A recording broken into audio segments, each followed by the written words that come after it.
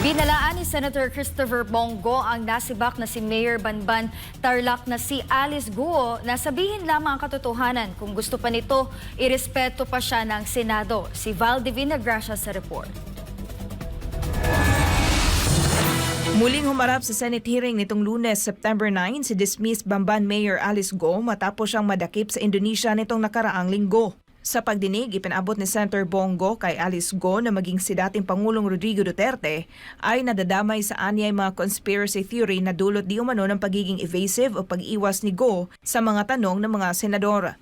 Nilinaw ng senador na hindi niya dinedepensahan ang dating Pangulo at pawang katotohanan lamang daw ang kanyang sinasabi. Kahit noong mayor pa ng Davao City, mahigpit na si Duterte sa mga magne-name drop sa kanila para gumawa ng iligal. Sino man na magnegosyo ng iligal ay ibabaon daw ng buhay ng dating Pangulo ayon kay Senator Bongo.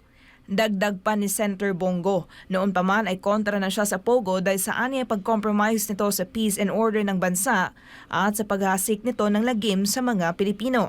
Marami na pong nadadamay na mga inosente, pati po si former President Duterte ay kinokonekta sa iyo. Ayoko na sana bigyan ng panahon ang mga chismis. Kung rerespetuhin ka pa dito, huwag kang maging evasive. Sabihin mo lang yung totoo.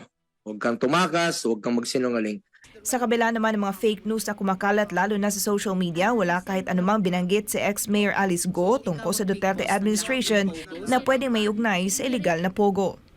Para sa Diyos at sa Pilipinas kong mahal, ako si Val Divina Gracia, SMNI News.